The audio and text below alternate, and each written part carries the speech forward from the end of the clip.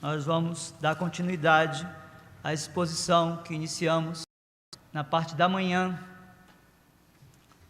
agora com a segunda mensagem neste capítulo, capítulo 3 de Hebreus, a partir do 7 e até o 19. Você abre a sua Bíblia, acompanha aí a leitura, você que está na sua casa, no seu automóvel, e depois você mantém a sua Bíblia aberta para acompanhar a exposição dessa porção da Palavra de Deus. Hebreus 3, do 7 ao 19, diz assim: Assim, pois, como diz o Espírito Santo, hoje, se ouvirdes a sua voz, não endureçais o vosso coração, como foi na provocação, no dia da tentação no deserto, onde os vossos pais me tentaram, pondo-me à prova, e viram as minhas obras por 40 anos. Por isso me indignei contra essa geração e disse: estes sempre erram no coração, eles também não conheceram os meus caminhos. Assim jurei na minha ira: não entrarão no meu descanso. Tende cuidado, irmãos, jamais aconteça haver em qualquer de vós perverso coração de incredulidade que vos afaste do Deus vivo. Pelo contrário, exortai-vos mutuamente cada dia, durante o tempo que se chama hoje, a fim de que nenhum de vós seja endurecido pelo engano do pecado, porque nos temos tornado participantes de Cristo. Sim, de fato, guardarmos firmes até o fim a confiança que desde o princípio tivemos, enquanto se diz: hoje, se ouvirdes a sua voz, não endureçais o vosso coração, como foi na provocação. Ora, quais os que, tendo ouvido, se rebelaram? Não foram, de fato, todos os que saíram do Egito por intermédio de Moisés? E contra quem se indignou por 40 anos? Não foi contra os que pecaram, cujos cadáveres caíram no deserto? E contra quem jurou que não entrariam no seu descanso, senão contra os que foram desobedientes? Vemos, pois, que não puderam entrar por causa da incredulidade. Nós vamos orar mais uma vez. Curva a sua fronte, feche seus olhos e ore comigo nesta hora. Meu Senhor, em nome de Jesus, Ele que é profeta, sumo sacerdote no teu altar, que é o nosso rei medianeiro, que está revestido de majestade, força e poder, e assentado em um alto e sublime trono, como na visão da Escritura, revelada por João, no seu livro.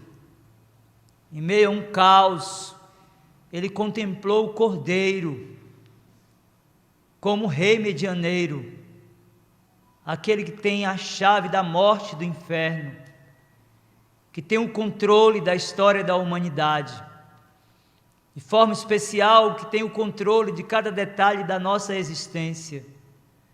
É a Ele, e por meio dEle, que nós nos dirigimos a Ti nessa hora, meu Senhor, para Te pedir que prepares o nosso coração, como o lavrador que separa meticulosamente a semente e prepara a terra para lançar a sua sorte. Assim também, meu Senhor, em nome de Jesus, pela mediação de Jesus, prepares o nosso coração, para que a palavra que será anunciada seja de fato a palavra de Deus, que é inspirada, que é autoritativa, que é inerrante, que é mais cortante do que qualquer espada de 2 gumes, e apta para discernir os pensamentos e propósitos do coração.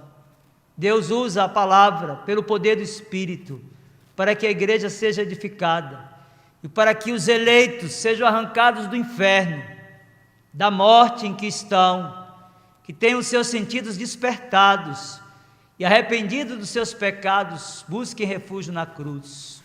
que em tudo Jesus, nosso mediador e Senhor, Rei da nossa vida, nossa fonte única de esperança, seja exaltado e glorificado. Em nome dele nós oramos. Amém. Meus queridos irmãos e amigos, na primeira mensagem do capítulo 3 da carta aos Hebreus, nós destacamos que os perigos que os crentes são expostos em sua marcha são revelados com grande visibilidade na caminhada do povo hebreu quando da saída da condição de escravos no Egito rumo à terra da promessa. Nós dissemos aqui na primeira mensagem que ali é possível sim perceber que a incredulidade e desobediência do povo do concerto os conduziu a experiências amargas e dolorosas, produtos da murmuração, da idolatria, da desobediência e a ausência da adequação da vida e valores ao ensino da santa e bendita lei de Deus. Nós expusemos a primeira parte do capítulo 3 da carta aos Hebreus nesta manhã e destacamos que nesta primeira sessão há alguns ensinos muito gloriosos que nos chamam a atenção aqui. Dissemos que a mensagem que antecede a mensagem dessa noite, o autor trata de forma exaustiva da soteriologia, que é a doutrina da salvação, dando ênfase ao fato de que o chamado para ser crente vem dos céus. Segundo, dissemos que a confiança de um autêntico cristão no que tange a salvação e a sua própria vida deve residir única e exclusivamente na pessoa do seu Salvador, o Senhor Jesus Cristo, e jamais em homem algum. E nós expusemos a primeira sessão do capítulo 3, fazendo um contraponto entre a pessoa de Moisés e a pessoa de Cristo. Dissemos também, meus irmãos, que a beleza da casa, que é definida aqui na primeira sessão, Hebreus capítulo 3, versos do 1 até o 6, que é a igreja, reside no seu arquiteto e construtor, a saber, o Senhor Jesus Cristo.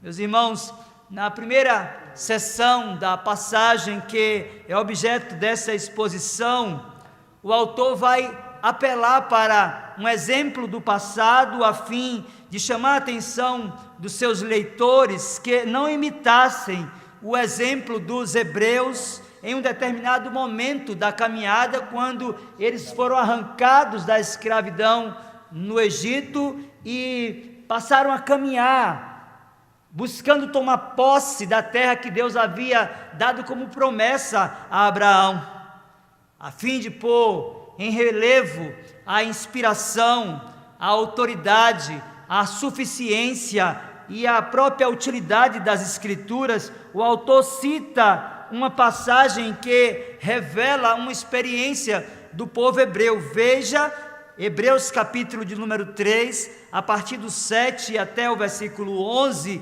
ele vai tomar uma experiência do passado, ainda com uma relação estreita com aquilo que já havia produzido na primeira parte, capítulo 3, versos do 1 até o 6, para chamar a atenção dos seus leitores acerca de que não imitassem o exemplo daquele povo impertinente e pecador, que mesmo sendo objeto da graça e da providência de Deus, não compreenderam a mensagem. Então, Hebreus capítulo 3, a partir do 7, ele inicia dizendo assim: assim, pois, como diz o Espírito Santo, hoje, se ouvirdes a sua voz, não endureçais o vosso coração, como foi na provocação, no dia da tentação no deserto, onde vossos pais me tentaram, pondo-me à prova, e viram as minhas obras por 40 anos. Por isso me indignei contra essa geração e disse: estes sempre erram no coração, eles também não conheceram os meus caminhos. Assim jurei na minha ira, não entrarão no meu descanso. Meus queridos irmãos, para compreendermos melhor a presente passagem, essa primeira sessão do texto lido nessa noite, é necessário apelar para o texto no qual o autor ele está utilizando aqui para reforçar os seus argumentos. É como se você estivesse fazendo um trabalho, uma produção de um artigo científico, e o seu professor de metodologia do trabalho científico exigisse de você que recorresse a outros autores para reforçar a sua ideia. É como um médico que, para fazer um procedimento, apela também para aquilo que é definido nesse ambiente como a literatura. É exatamente isso que o autor da carta aos Hebreus está fazendo aqui, quando ele toma um exemplo do passado para reforçar aquilo que ele quer comunicar aos seus leitores. Então, ele está fazendo uso, na verdade, do livro dos Salmos, lá no Salmo de número 95, a partir do versículo 7 e até o versículo 11. Veja aí na sua Bíblia, Salmo de número 95, a partir do versículo 7 até o 11, é o texto que é citado aqui no capítulo 3. E a escritura lá no livro dos Salmos nos diz assim: Ele é o nosso Deus, e nós, povo do seu pasto e ovelhas de sua mão. Hoje, se ouvirdes a sua voz, não endureçais o coração como em Meribá, como no dia de Massá no deserto, quando vossos pais me tentaram, pondo-me à prova, não obstante terem visto as minhas obras. Durante 40 anos estive desgostado com essa geração e disse: é povo de coração transviado, não conhece os meus caminhos. Por isso jurei na minha ira, não entrarão no meu descanso. Meus queridos irmãos e amigos, vejam que o autor, para conferir a autenticidade ao registro poético, muito embora reconhecendo a autoria davídica do fragmento produzido no passado, ele faz a seguinte afirmação, está aí, logo na primeira parte do versículo 7, ele diz assim: assim, pois, como diz o Espírito Santo. Meus irmãos, de fato, a consciência de que a Escritura é a palavra de Deus, do Gênesis ao Apocalipse, fez com que o autor, ele usasse desse argumento de que o texto produzido por Davi, na realidade, é o texto da produção daquele que é autor das Escrituras.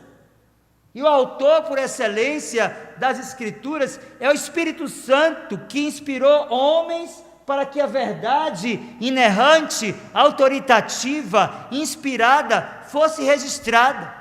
É importante então olharmos para esse registro textual e percebermos que de fato há uma consciência plena no coração desse homem que produziu a carta aos Hebreus, de que a Escritura é inspirada, de que a Escritura é autoritativa, de que a Escritura é inerrante, de que ela é atualíssima e, portanto, a palavra de Deus para a igreja do nosso Senhor Jesus Cristo.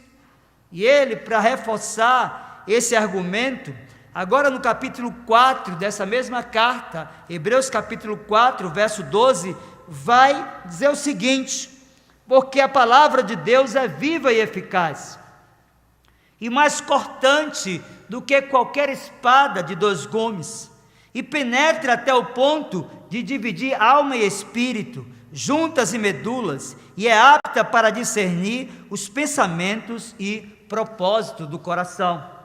Meus irmãos, debruçados sobre a verdade da inspiração, da inerrância, da utilidade, da infalibilidade da palavra de Deus, nós precisamos de continuar folheando a Escritura e percebermos que outros autores trataram também da inspiração da Bíblia.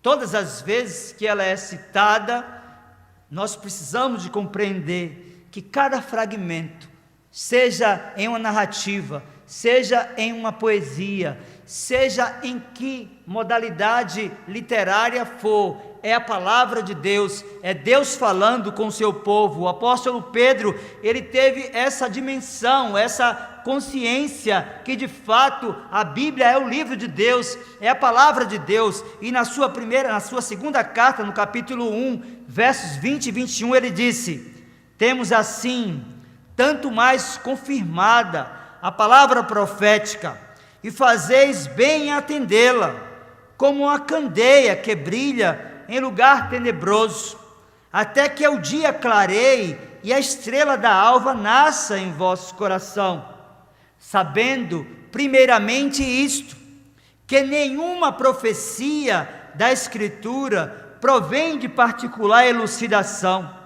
porque nunca, jamais, qualquer profecia foi dada por vontade humana.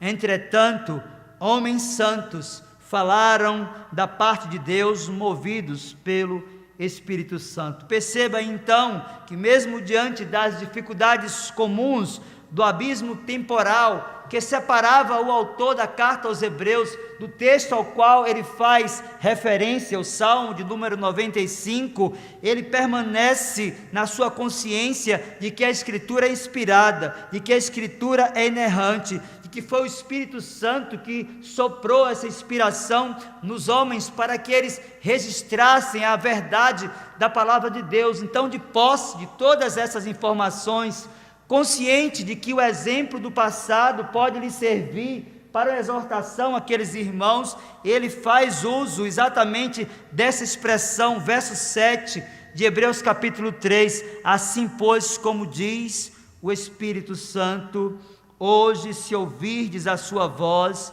não endureçais o vosso coração, como foi na provocação, no dia da tentação no deserto. Meus queridos, no original hebraico aqui, a expressão lida está numa condicional. E você toma aqui o texto que traz exatamente essa ideia. No entanto, é importante pensarmos que, do ponto de vista do contexto da própria passagem, nós devemos compreender que o autor aqui está fazendo uma afirmação. É como se ele estivesse dizendo para aqueles a quem ele produziu esse escrito: ouvindo a voz de Deus, estejam atentos ao que ele quer falar com vocês. Não sejam como alguns crentes do passado, que não levaram a sério o que Deus falou. Meus irmãos, há 3 palavras aqui no texto que nos chamam a atenção e tem relação com o comportamento de incredulidade nessa citação do Salmo lá no passado.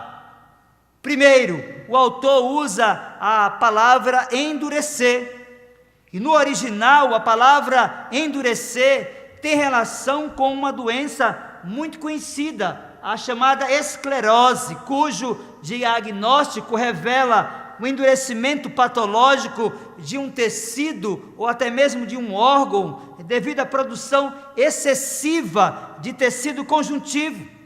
Nesse caso, o endurecimento espiritual aqui, meus queridos irmãos, do coração, culminou na rebeldia do povo do concerto no passado. Mas ele usa outra expressão também tomada da salmodia, que é a palavra provocar. E a palavra provocar aqui tem relação estreita com incitar alguém ao ponto de conduzir uma pessoa à indignação. E foi isso que eles fizeram no passado com Moisés, como liderança instituída pelo próprio Deus, e consequentemente eles estavam se rebelando contra o próprio Deus. Há uma outra palavra aqui que nos interessa, que é a palavra tentar.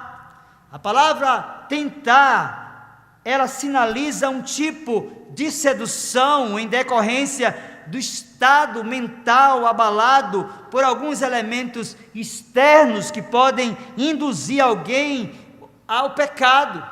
Então percebam que ele utiliza essa expressão do passado, exatamente para chamar a atenção dos seus leitores, a fim de que não reproduzissem aquele comportamento do povo que, muito embora tivesse contemplado tantos milagres, estavam a pecar contra o próprio Deus. É importante então, meus queridos irmãos, pensarmos que essa experiência que é citada a partir da poesia dos Hebreus, lá no livro do Salmo, pode ser vista também no livro do Êxodo, de forma especial nos capítulos de 7 a 10, que revelam a manifestação do poder de Deus quando enviou as 10 pragas ao povo egípcio, a fim de que Faraó libertasse do jugo da escravidão. Meus queridos irmãos, de fato, nós olhamos para a Escritura e vamos perceber o nível de gravidade daquilo que o autor dessa carta está produzindo para chamar a atenção dos seus leitores. É importante pensarmos que no passado eles também viram a forma poderosa como Deus abriu o Mar Vermelho e os fez passar em segurança e tragou através das águas do Egito, as águas do rio, o povo do Egito. É importante, meus irmãos, pensarmos que eles experimentaram da providência de Deus quando o Senhor usou Moisés para tornar as águas amargas de Mara aptas para o consumo.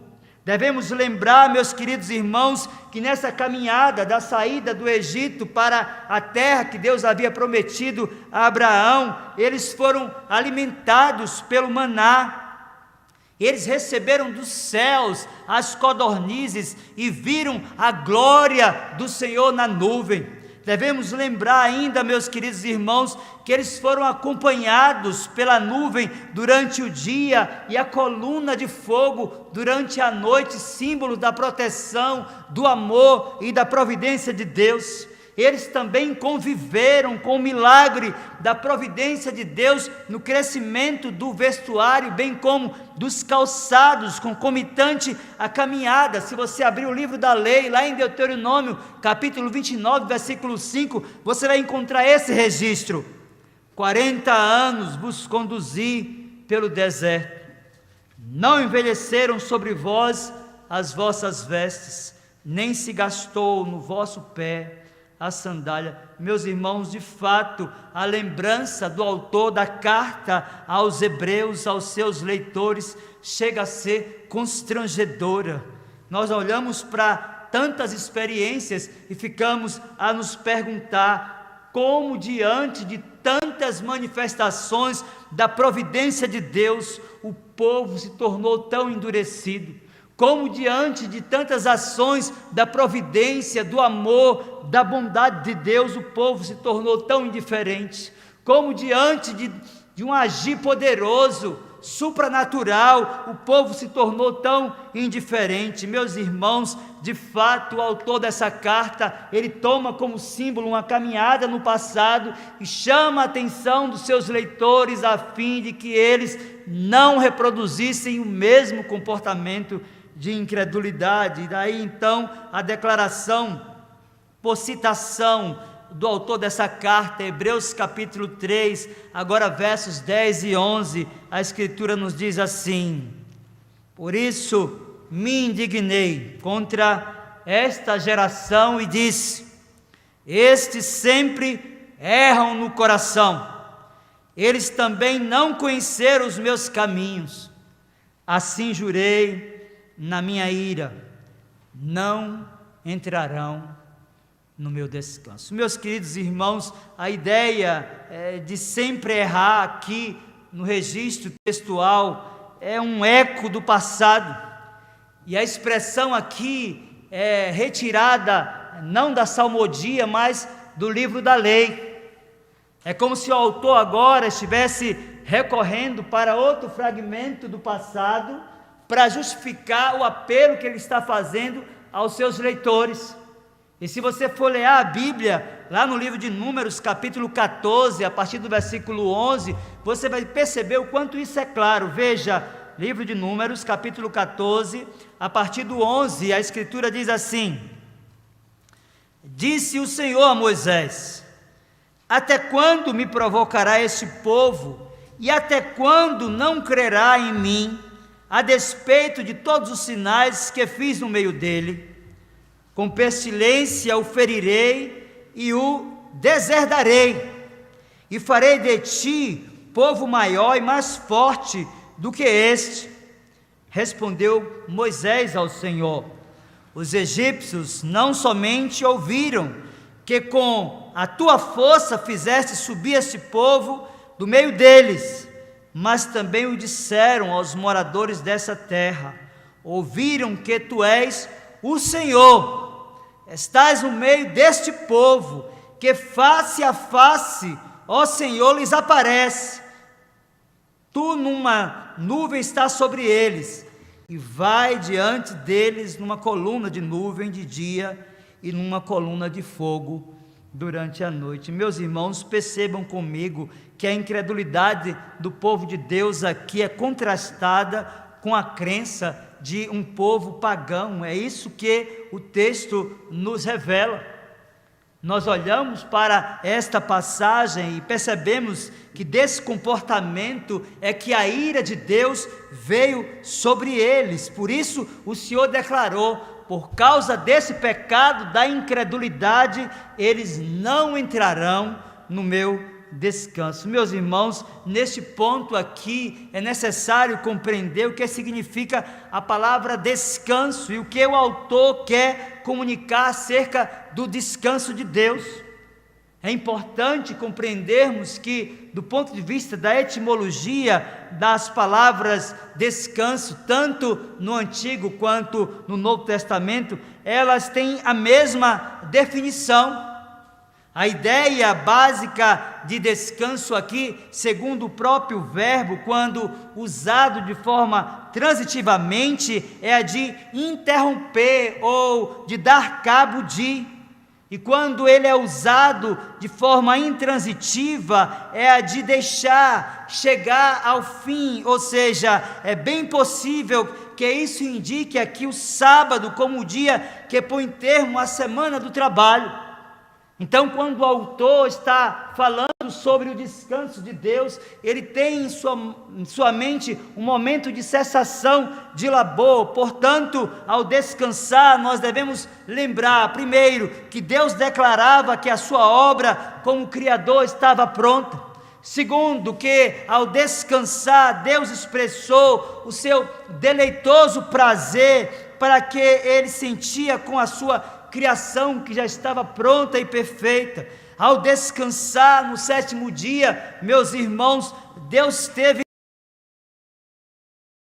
provisão para o homem, ou seja, ele ofereceu a Adão e a seus descendentes a vida, ou seja, o descanso eterno. E esta é de fato a ideia aqui que o autor traz como referência quando faz essa citação do passado, tomando o salmo para chamar a atenção daqueles que estão numa caminhada não geográfica, mas espiritual, buscando acesso a Jerusalém celestial. Meus irmãos, de fato, o descanso de Deus no sétimo dia concluiu as suas atividades criadoras. Meus queridos irmãos, de fato, o descanso de Deus aponta para aquela situação em que o povo entraria na terra para fugir dos labores daquela condição de escravos. Meus irmãos, de fato, o descanso de Deus aqui está apontando para algo no futuro, ou seja, na mente do autor desta carta, resta ainda um repouso para o povo de Deus. Percebe então que ele toma esse exemplo do passado para chamar a atenção daqueles que estavam caminhando como um peregrino, vivendo as expectativas de um lugar, de uma terra onde eles teriam uma condição perfeita de felicidade e de descanso.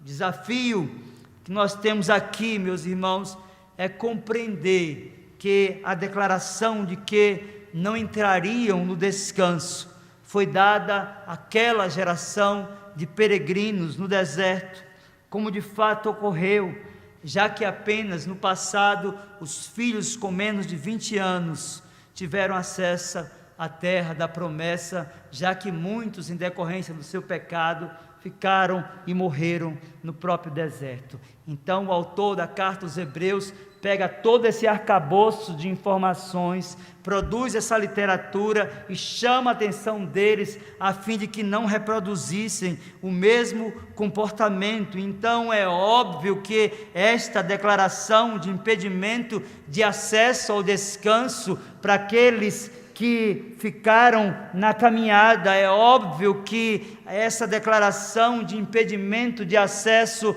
ela também serve para o autor daquela carta, deste escrito do capítulo 3, mas é óbvio também que esta relação do passado, ela também está relacionada a mim e a você, nós que estamos caminhando rumo a Jerusalém celestial. Desafio que nós temos aqui, dando sequência à passagem, à exposição dessa passagem da Escritura, meus irmãos, é compreender que de fato ele pega essas informações do passado e compreendendo o nível de pecaminosidade daqueles a quem ele está endereçando esse escrito, e diz o seguinte, veja agora Hebreus capítulo 3, a partir do versículo 12 e até o versículo 15, pois a Escritura diz assim: tende cuidado, irmãos, jamais aconteça haver em qualquer de vós perverso coração de incredulidade que vos afaste do contrário.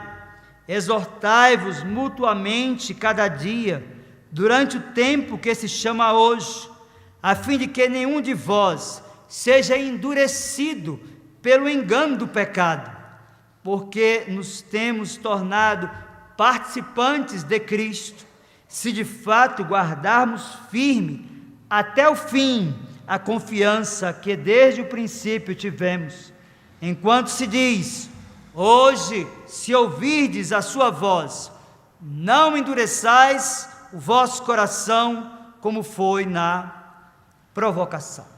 Meus queridos irmãos, do que se pode ver e aprender aqui, é perfeitamente palpável a ideia de que os destinatários desta carta são exortados a permanecer em perseverança, a permanecer em esperança, e como parte da igreja de Deus, que é definida aqui na primeira sessão como a sua casa, eles deveriam caminhar sem olhar para aquele exemplo do passado, mas compreendendo os riscos que eles também corriam em decorrência do assédio do pecado a todo tempo, que os convidava a declinar de todas as promessas que eles tinham e que estavam registradas na Escritura. Meus queridos, a ideia é de que eles não deveriam virar as costas para Cristo em descrença, como os israelitas viraram as costas para Moisés naquela caminhada rumo à terra da promessa. O autor ensina aqui que afastar-se de Cristo é afastar-se de Deus, assim como os israelitas se afastaram das palavras de Moisés e foram consumidos e mortos na caminhada, assim também aqueles que não ouvem nem atendem à voz de Cristo, eles correm o mesmo perigo. Então, e de tudo isso, o autor chama a atenção daqueles irmãos a fim de que eles atentassem para o perigo que eles estavam correndo naqueles dias. Meus irmãos, quando nós olhamos para essa passagem, nós percebemos o quanto nós estamos expostos também, sobretudo em períodos de graves crises e de situações como esta que nós estamos vivendo nesses dias, de tanta desesperança, de tanta miséria, de tanto sofrimento e dessa condição de isolamento que nos afastou um dos outros, que nos impede de ter o calor da nossa comunhão. Muitos certamente ficarão no caminho. Nós precisamos de fato abrir os nossos olhos e termos cuidado, porque nós não sabemos muito bem como será a igreja pós-pandemia, nós não sabemos quanto ficarão no caminho, quantos vão desistir da caminhada por compreender que as lutas são tão grandes e tão insuportáveis que não será mais possível caminhar dentro dessa expectativa de esperança. Meus irmãos, há e sempre haverá um remanescente. Meus irmãos, há e sempre haverá um povo que, não obstante as lutas e as dificuldades e os enfrentamentos, não abrirão mão do seu compromisso com Deus e jamais retirarão os seus olhos daquele que é o autor e consumador da sua fé. Por isso, então, o autor segue, e agora no capítulo 13 de Hebreus, a partir do versículo 15 até o 19, ele vai dizer: enquanto se diz, hoje, se ouvirdes a sua voz, não endureçais o vosso coração, como foi na provocação. Ora, quais os que, tendo ouvido, se rebelaram? Não foram, de fato, todos os que saíram do Egito por intermédio de Moisés? E contra quem se indignou por 40 anos? Não foi contra os que pecaram, cujos cadáveres caíram no deserto? E contra quem jurou que não entrariam no seu descanso, senão contra os que foram desobedientes? Vemos, pois, que não puderam entrar por causa da incredulidade. Perceba comigo que essa expressão, enquanto se diz, nos remete mais uma vez ao registro literário do Salmo 95, a partir do versículo 7 e até o versículo 11. Devemos pensar aqui, meus irmãos, que todos os israelitas haviam presenciado milagres. Devemos nos lembrar que, de fato, eles haviam recebido as promessas por meio de Moisés. Contudo, em decorrência da dureza do coração, muitos morreram na caminhada. É importante atentar, pois, como no passado muitos têm sido enganados pelo que o pecado oferece e sucumbido na caminhada. É necessário compreender a necessidade da perseverança, é necessário compreender a necessidade da resiliência, é necessário compreender a necessidade da santidade, da integridade, para que essa caminhada ela seja exuberante e para que Deus, se agradando de nós, abra os portais da eternidade, para que, como aqueles que tiveram temor e viveram em santidade, possamos também adentrar os portais da eternidade feliz. Por isso, então, meus irmãos, é de fato isso que o autor da carta aos Hebreus, ele chama a atenção dos seus irmãos. E nós iniciamos a exposição do capítulo 3 da carta aos Hebreus, destacando os riscos que os crentes correm quando eles retiram o olhar da pessoa do Senhor Jesus Cristo. E eu quero concluir a mensagem nessa noite destacando alguns ensinos preciosos desta segunda mensagem no capítulo 3 da carta aos Hebreus. E a primeira coisa que nós devemos aprender à luz de Hebreus capítulo 3, a partir do versículo 7 e até o versículo 19, é que é importante manter o coração e a mente bem firmados e encharcados da consciência de que a Bíblia é a palavra de Deus.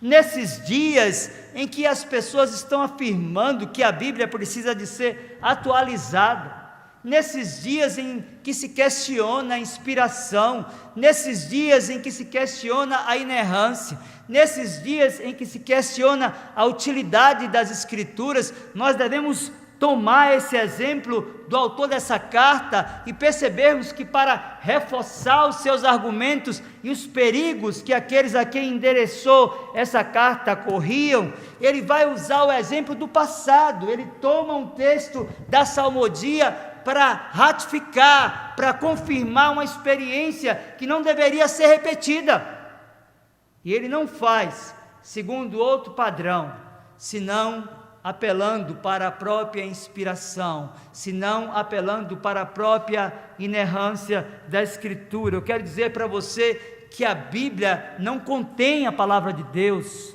mas ela é a palavra de Deus, inspirada, inerrante e autoritativa, única regra de fé e de prática para o seu povo. Mas há um segundo exemplo aqui, meus queridos irmãos, uma segunda lição que podemos retirar. É importante destacarmos que os exemplos retirados do passado são sempre meios eficazes para não cometermos os mesmos erros. A incredulidade dos hebreus, ela não deveria ser imitada. É isso que o autor dessa carta faz quando produz o capítulo 3 desta linda literatura. Foi esta a intenção dele quando citou o Salmo de número 95. Nós precisamos de olhar para esses exemplos que não são os melhores e nos distanciar deles para não cometermos os mesmos erros. Mas há uma terceira lição aqui, e ela sinaliza que é dever cristão estimular mutuamente a igreja na peregrinação. É no corpo de Cristo, no qual Ele é a cabeça, ou seja, no meio da igreja, que somos estimulados pelas experiências uns dos outros a perseverar até o fim.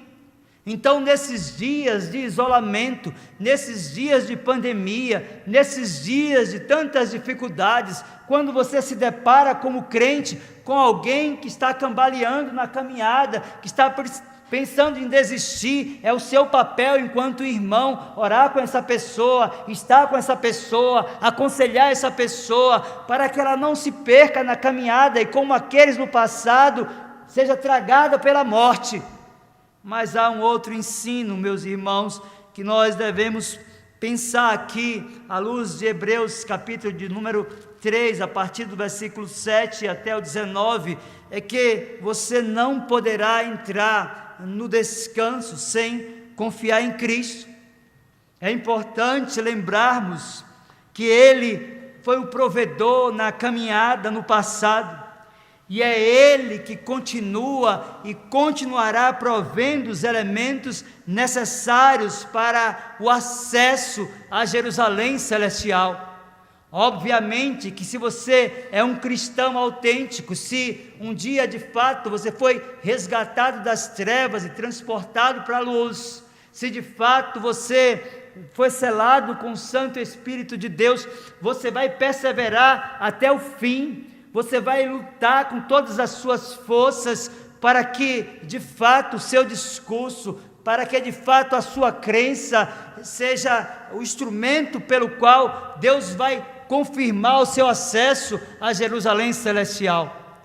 Mas talvez você esteja me escutando sem essa experiência bendita e não saiba nem o que fazer para ter acesso ao descanso eterno.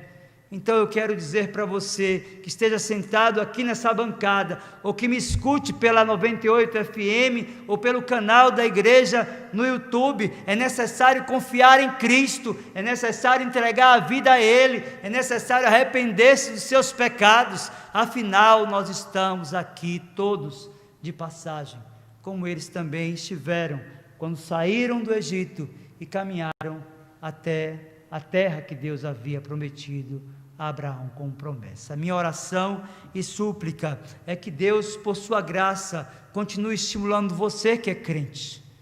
A minha oração e súplica é que Deus, por sua graça, abra o seu coração e lhe conceda arrependimento de pecados, você que ainda não tem uma aliança com Deus, para que você possa estar preparado para aquele dia em que você haverá de se encontrar com seu Criador. Que Ele mesmo aplique a sua palavra ao nosso coração.